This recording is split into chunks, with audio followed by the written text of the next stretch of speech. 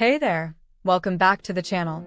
Today, we're diving into a hot topic in the gaming world, the Nintendo Switch OLED versus the Nintendo Switch, and we'll also take a quick look at the highly anticipated Switch 2 that's coming soon.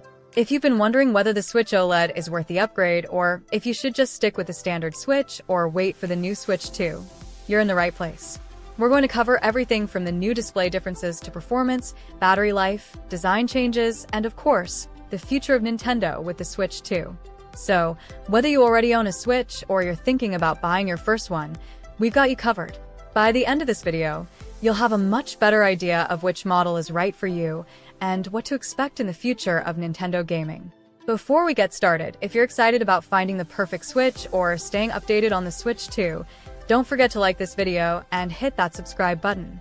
It helps us a ton and lets you stay updated on all the latest gaming news. Now, let's dive into the two current Switch models. The Nintendo Switch itself is super versatile, letting you play at home or take your gaming on the go. It's that hybrid design that made it such a big hit when it launched back in 2017. The standard Switch has a 6.2-inch LCD screen, and it's great for gaming. But then, in 2021, Nintendo released the Switch OLED, which takes things up a notch with a 7-inch OLED screen. And let me tell you, the difference in picture quality is huge.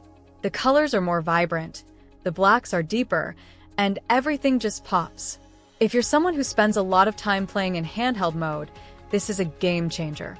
The Switch OLED really stands out in terms of display, and it's clear that Nintendo made this one for gamers who want the best portable experience. But is it worth the extra money, or should you stick with the standard Switch? Let's find out. By the way, if you're loving this comparison so far, drop a thumbs up and smash that subscribe button for more content like this. When it comes to performance, both the Switch and the Switch OLED are nearly identical. Both consoles have the same NVIDIA Tegra X1 chip, which means that when it comes to gameplay, you're not going to see any major difference in how games run. Whether you're playing Zelda, Breath of the Wild, or Super Mario Odyssey, the performance is going to be almost the same. The Switch OLED does have a slight edge when it comes to sound. It has upgraded speakers that offer a richer, fuller sound when you're playing in handheld mode, so your games will sound a lot better without headphones. It's not a huge difference, but if you're like me and play games in handheld mode often, you'll notice the improvement. The sound quality makes everything feel more immersive, especially if you're in a quiet place, like on a plane or a train. Battery life is another area where the Switch OLED offers some noticeable improvements. The Nintendo Switch OLED can last between 4.5 to 9 hours on a full charge, which is about the same as the original Switch, but in practice, I've found that the OLED model feels a bit more efficient. The screen is bigger, but it doesn't drain the battery as quickly as I expected. It's still going to depend on what game you're playing, but in general, you can expect to get through longer sessions without worrying about recharging. It's especially helpful if you plan to take your Switch with you on long trips, or if you're using it as your primary device for gaming while traveling. And now for a little fun, if you're already picturing yourself playing your favorite games on the new Switch OLED, hit the like button and subscribe for more fun comparisons like this. One of the biggest selling points of the Switch OLED is that gorgeous 7-inch OLED display. The colors are so vibrant, and the deep blacks really make the games pop. It makes everything look so much sharper and more detailed.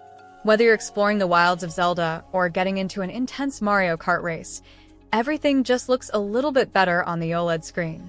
The extra screen size, combined with those better colors, gives the console a more premium feel.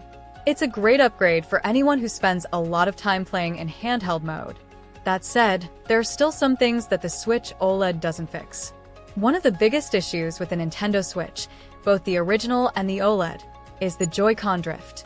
This issue happens when the Joy-Con controllers start to register movement on their own, even when you're not touching them. It's a frustrating problem that can affect your gameplay experience, especially if you play games that require precision, like Super Smash Bros. Ultimate or Mario Kart 8 Deluxe. While Nintendo has worked on fixing this problem in newer units, it's still something to keep in mind. If you do experience Joy-Con drift, you might need to send your Joy-Cons in for repairs or replace them altogether. Now, let's talk about the Switch 2. If you're thinking of skipping the OLED version and waiting for the Switch 2, you're not alone. There's a lot of buzz around the Switch 2 and what it might bring to the table.